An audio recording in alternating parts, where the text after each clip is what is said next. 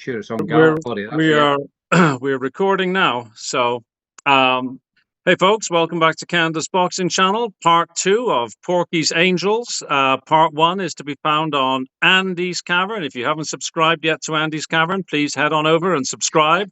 Apparently, that is the only T-shirt. He hasn't actually given the rest of us T-shirts. We've been promised lots of times, but hey, you know how it is. You'll In get them, part don't one, worry, get them made. in part 1, we were discussing the Conor Benn Chris Eubank Jr. fight. Andy, you were in charge of the agenda. What's next up on the agenda?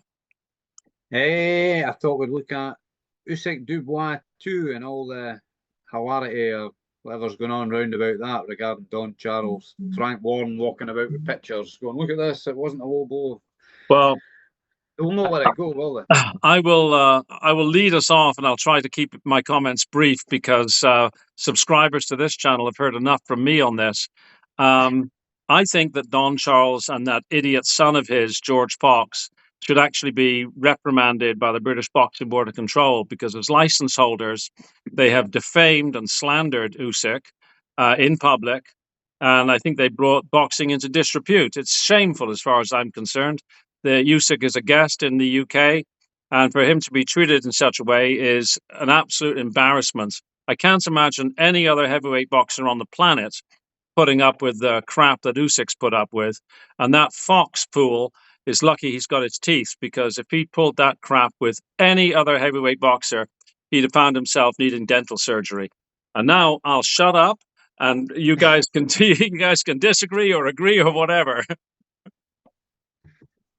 I think there's been a general lack of respect for Usyk. Like post, perfect example, post Fury, Usyk 2 or Usyk Fury 2. When the first question Adi Oladipo asks him in the ring centre, what did you think of the scorecards? No, congratulations on your fantastic victory. And then that clown Dubois bounds into the ring like Mr. Blobby in a china shop, shouting about, I want my revenge, Usyk, and all this. It's like, or in Joe Fraser's suit from the 70s. Yeah. Which I liked it, but Daniel Dubois couldn't lace his boots, but anyway. I never pegged you as the fashion police, Gerry. What are you talking about?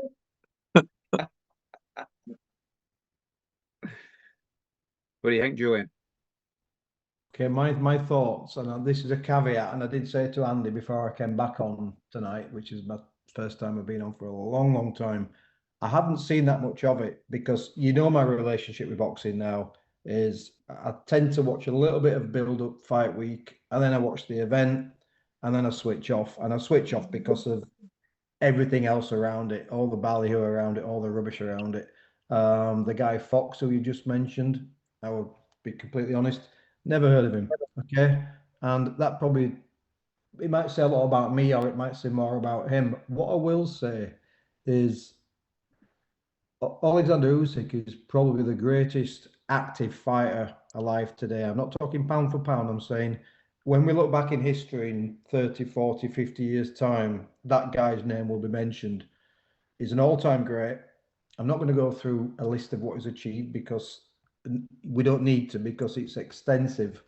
And when you get anybody who disrespects someone like him, and I also think he's genuinely a great man. I think his personality, I think is a great man, what he does for his nation, for his country, and just generally how he conducts himself. Is a great man. He's a legend of the sport. And just to have idiots challenging him and going at him, I find it more embarrassing on the people who allow this, and the Don Charleses of this world, they're just thick. That might sound mean. I don't really care. They're just thick, and that's why I don't watch this stuff. So I know, Bob, you've been angered by some of the things that's been said in the build-up, and Andy knows, to tell the truth, I genuinely haven't seen it because of whatever's happened. That's what I don't love about boxing. Well, I understand your reticence to watch this stuff. Let me just tell you a little bit about George, the future Fox. He's the son of Don Charles. and he has a boxing record of 4 wins and 1 loss. He's a heavyweight. He hasn't stopped anybody. And his last fight was against Kamil Sokolovsky, who is a journeyman with a record of 10 wins, 23 losses, and 2 draws. That guy, Sokolovsky, beat George Fox. And George Fox, 2 days ago, said he would tear Usyk's eyes out in a street fight. After having essentially stood in front of him, accused him of cheating, lying, and abusing him. The man should not have even been allowed to be in the presence of Alexander Usyk, in my opinion. So very quickly, and I know I said this before when I was on Russell's channel, I don't understand, and this is just me, okay? I have what we call a green book. It's now a white book, the British Boxing Board of Control. I've read it 1,000 times. I was a license holder for 20 years. It's very clear, it's very black and white what constitutes a low blow. It's not about being hit in the groin, it's about being hit below the belt, below the waistline. It was a low blow. Now, I don't understand. This is the one thing I get passionate about, and when I covered this before, I got really passionate about it. I don't understand the controversy.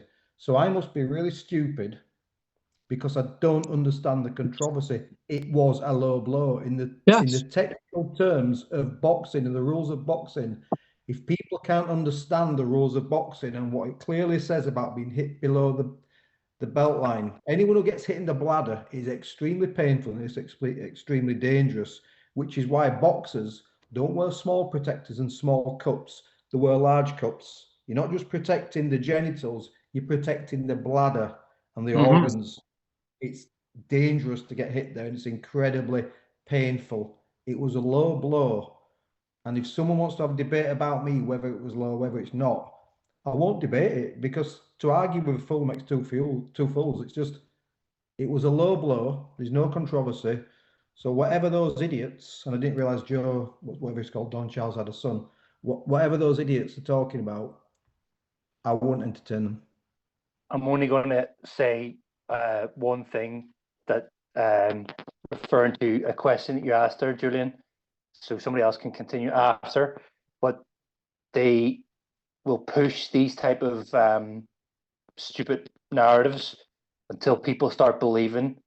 It's we see it in politics all the time now. They'll just keep, it doesn't matter whether it's blatant against the rules or not. They'll keep saying, no, that horse is white, even though the horse is black. They'll just keep saying it. And it's very, very frustrating, because it's almost like it's a form of mind control, but that's what it is that they're going for. And when I talked previously about Conor Benn, when I had my own channel, when I was on Russell's and it got some great views, I used the words history revisionists, just like George Orwell's 1984. Yeah. History revisionists, and they're just reinventing history. And then it's like when you hear about certain things being controversial, 20 years after the event, 30 years after the event. It's a little bit like the Ali Liston, when it went from being, it went over the round by 20 seconds, 30 seconds. And then some people were claiming, the torn glove was a 4-minute interval between rounds. And the replay, I've gone back in history there, but the replays clearly show, when Cooper dropped Ali, it was a 1 minute 4 seconds interval. It's been timed, but the history revisionists say he had a 4-minute break, and people remember that stuff. People remember the word controversy because controversy sells, and often the truth is pretty boring. And if everything's linear, truthful, there's nothing to talk about, is there? You'd be pretty upset if you watched the run up to this Usyk Dubois rematch, because Frank Warren and that Dev Sarney fellow, who's an employee of his, they start off with, it's almost become an item of faith now that this was a controversial first fight, and therefore the rematch is to clear up the controversy. And as you've clearly said, it wasn't controversial. I find myself debating with subscribers online it's sort of, it gets very frustrating, and I'm a more fool me for probably arguing with them. But it is really annoying because we all know what we saw. It was appealed to the WBA. They went through things frame by frame by frame. End off. And Hatman, who's got a big YouTube channel, spent some time going through the same thing. We can all sit there and watch it. It's not controversial. So it's just thoroughly annoying that the mainstream, again, getting on my hobby horse, the mainstream channels seem to buy into this, but it's just not true. It's not factually accurate. No, it was an infringement of the rules. It was a low blow, and what constitutes a low blow, and that's it. There's nothing really else to talk about. That's the only way we get this rematch, though, isn't it? Julian and Bob, you know, I know you wasn't posing a question there when you said you don't understand why it's controversial. Well, the only thing to understand is that you answered your own statement with controversy sells, and they can make money because, let's face it, Joseph Parker's been shafted in favour of this fight. Yeah. So they needed an angle so that if anybody pipes up, and no one will pipe up on TalkSport or any of the mainstream, but if anybody with any platform pipes up, I mean, I would have counted on Carl Froch to do it until a couple of weeks ago when he was hugging and kissing Conor Benn.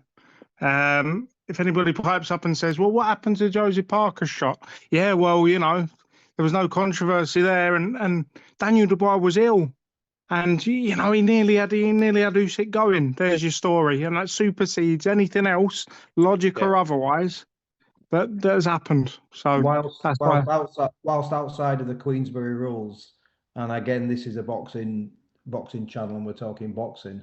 But I will say one thing, and I'd say it with certainty. This guy, whoever he is, this 4-1 heavyweight, when he says in a street fight, I would gouge your eyes out. I bet you wouldn't, pal. No. You wouldn't stand a chance with Usyk in there or outside the ring because this guy's a killer. Yeah. This guy's a cold-blooded killer. He'd rip your arms off and beat you with a soggy end. Trust me. When somebody doesn't want to actually engage in something, they'll usually try and, you know, the first statement that they, you know, like utter from their lips is usually, you wouldn't want to do this because, and that's usually the sign of you're shitting yourself. So you've issued that statement to, you know, almost dissuade the person from having that suggestion. Because I actually couldn't believe it. Usyk was like, me and 4 of my guys, and you know, your 4 your guys, and we'll go to London somewhere, and we'll do it after the Dubois fight. Yeah, I loved it. Don't mess with those guys. No. Sounds like George Fox is trying to model himself on Big John Fury, big fighting man that don't fight, doesn't he? Yeah. Well, it's the same sort of character. Yeah. Be funny if Usyk said, "I have you on the hard road."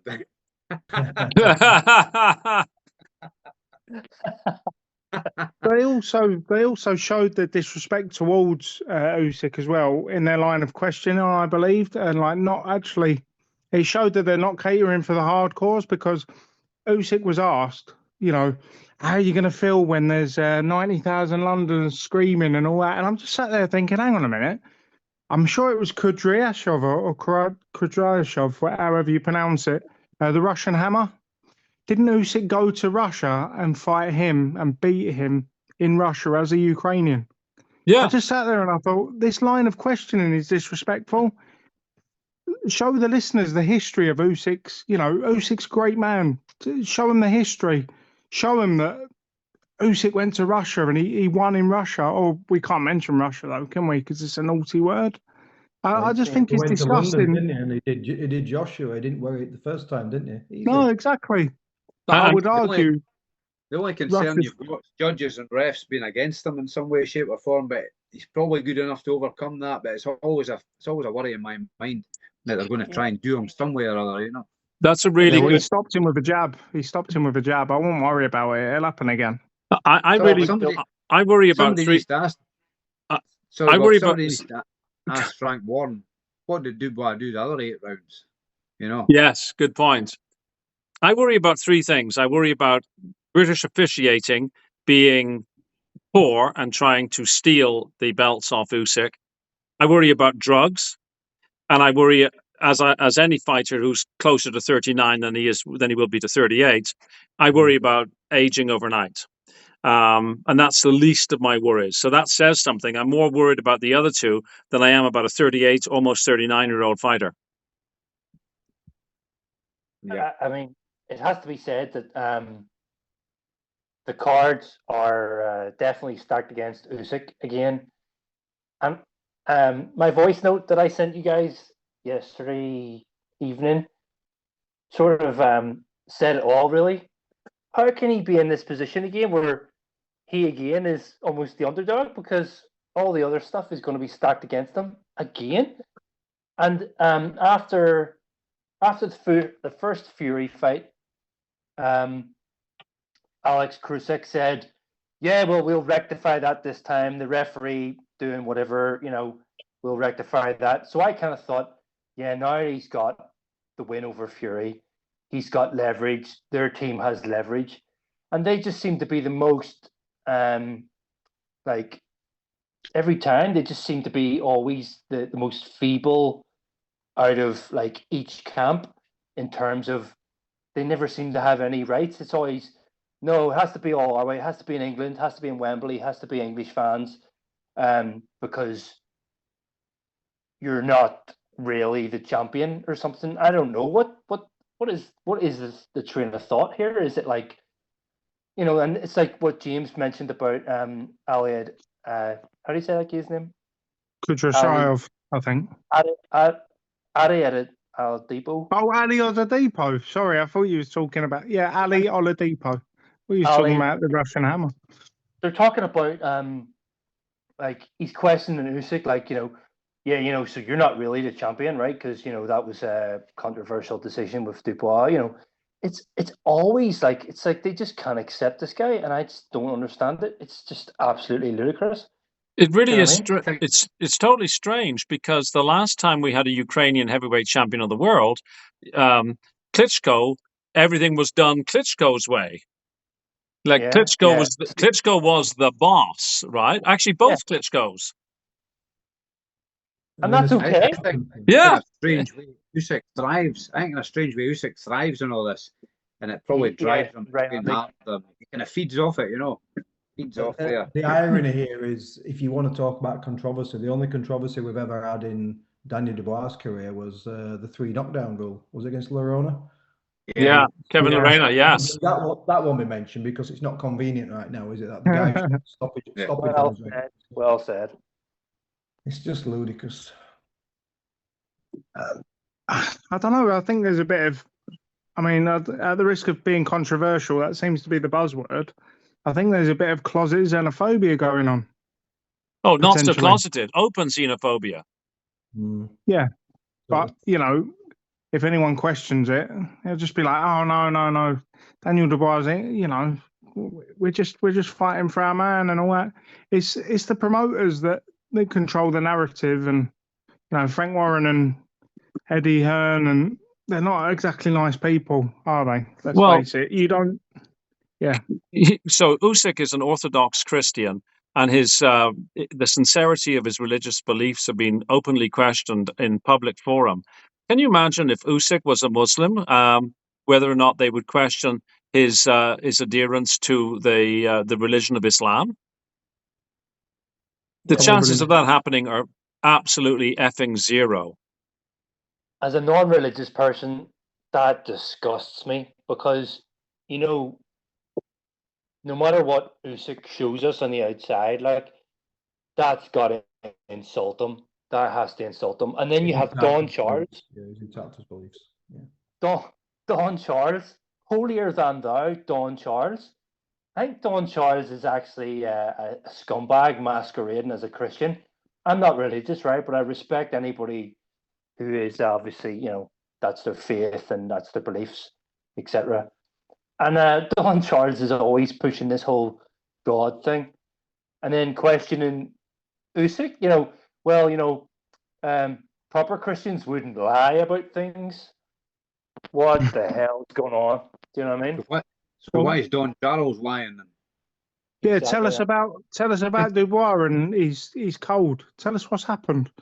I've nearly Yeah. reached out to Kieran Farrell a couple of times and asked the question, but I don't know. I just think it'd cause a massive. Do you know what I mean? He'd probably get Nathan, his brother, to come in and fill me in.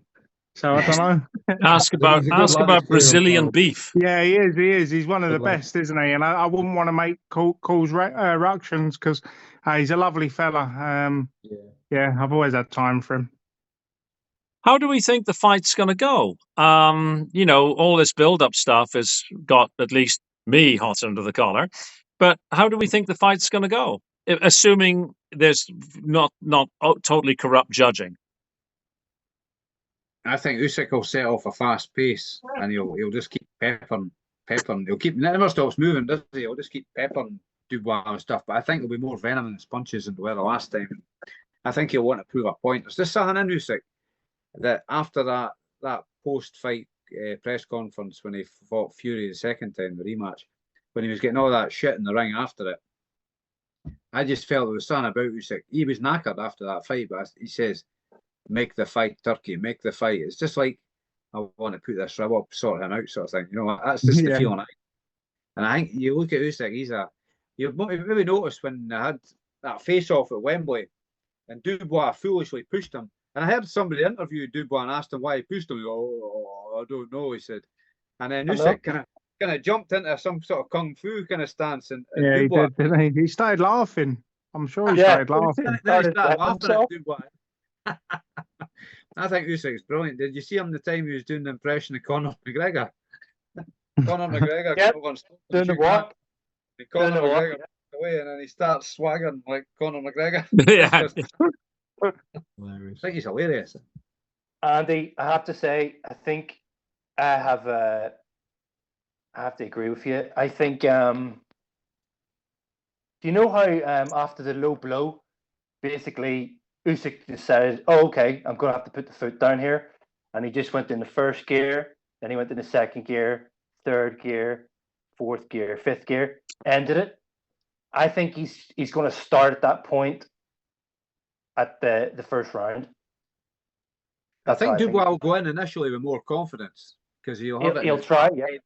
That he can do whatever he thinks he can do, but I think he'll soon get a reality check, might say. He's on tracks though, isn't he? He's very, very tank-like with his footwork. You know, straight lines, and you know, I imagine. I mean, I can't even stand up straight, so talking to me about footwork is a bit of a joke. But I imagine being in the ring with him is like trying to swat a gnat. Yeah, I think it's right. It's because he's very broad, he's very muscled, so he's quite square on.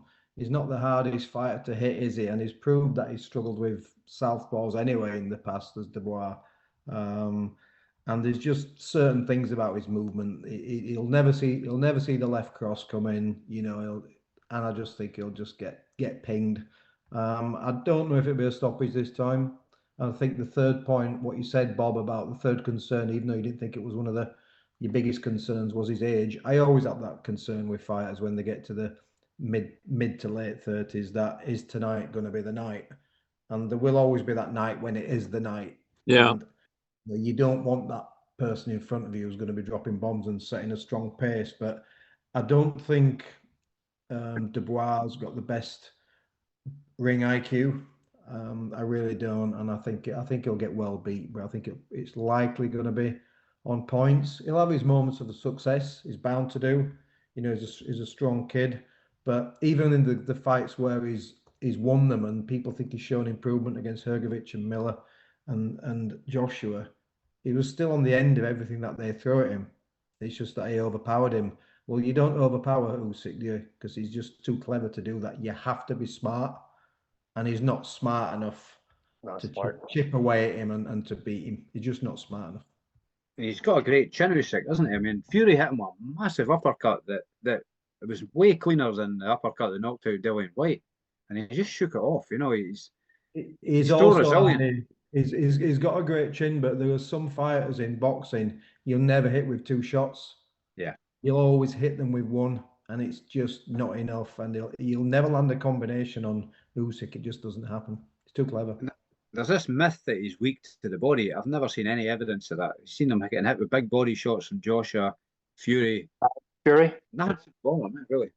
He resets, but I think most fighters do if you get tickled in the ribs. You know what I mean? You're going to reset a little bit, but yeah, I mean, the question, lads, that I've got, do we think it's going to be Usyk's last fight? Because where does he go from this victory if he wins?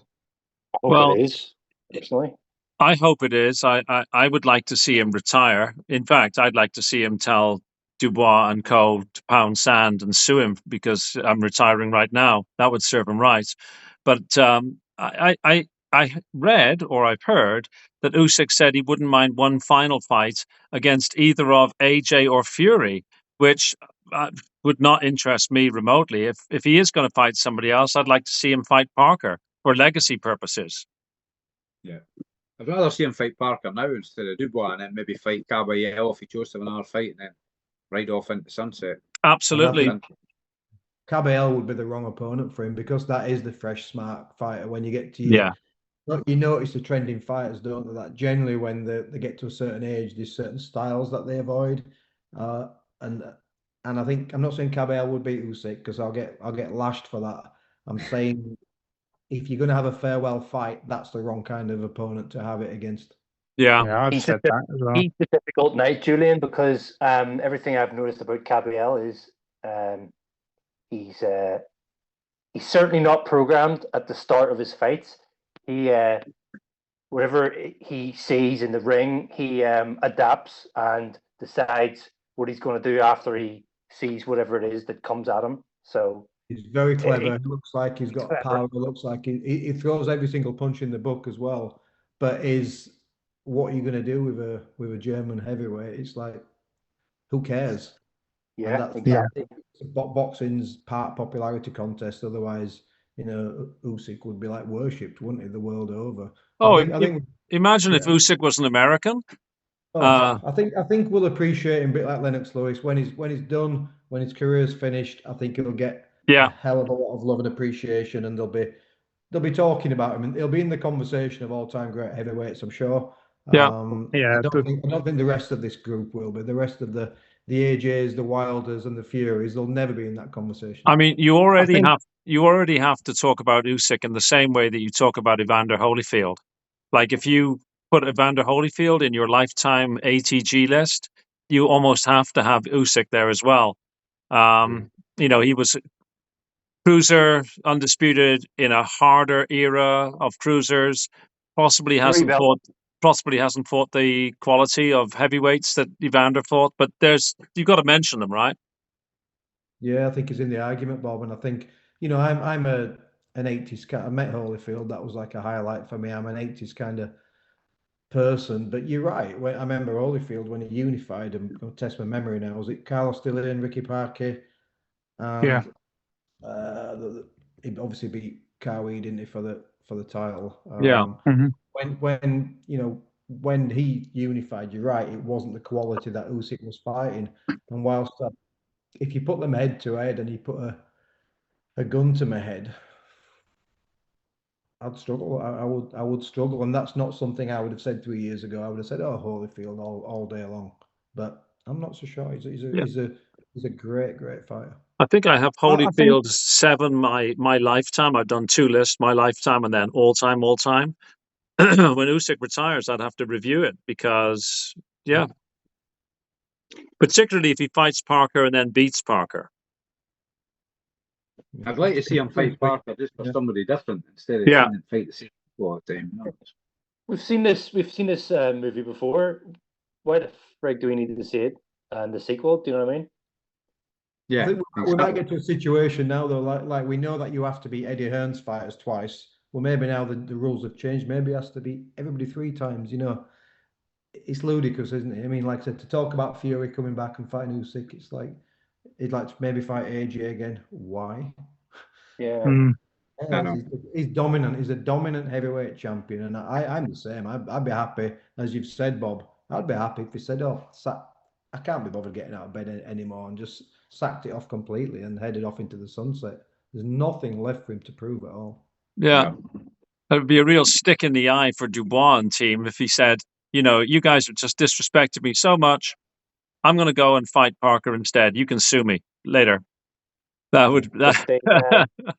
they'd never let that lie. They'd say duck them for the rest Oh, of of course. Yeah. everything. Yeah. And that would just sicken me so much. Yeah, they would try and say chicken doot or some ridiculous, say some crap narrative that would generate somehow. Yeah. Well, it looks like we're closing out on our time here. So we should probably call this a wrap. Andy, thank you very much for organizing it. Julian, it's been an absolute pleasure for you to make a surprise, or at least it was a massive surprise for Jamie and Gerry, guest appearance. I think I speak for all of us that we would love to have you join us again at a time that was convenient for you. And Gerry, Jamie, Andy, as always, guys, absolute slice. So See you next Sunday, Bob. see you. Enjoyed it. See you. Okay, folks. Thanks, guys. Take care. Cheers. Good night. The best. Bye-bye. Cheers. Well, folks, thanks very much for watching. Please like, share, and subscribe, and we'll call that a wrap. Thank you for watching, everybody. Bye-bye.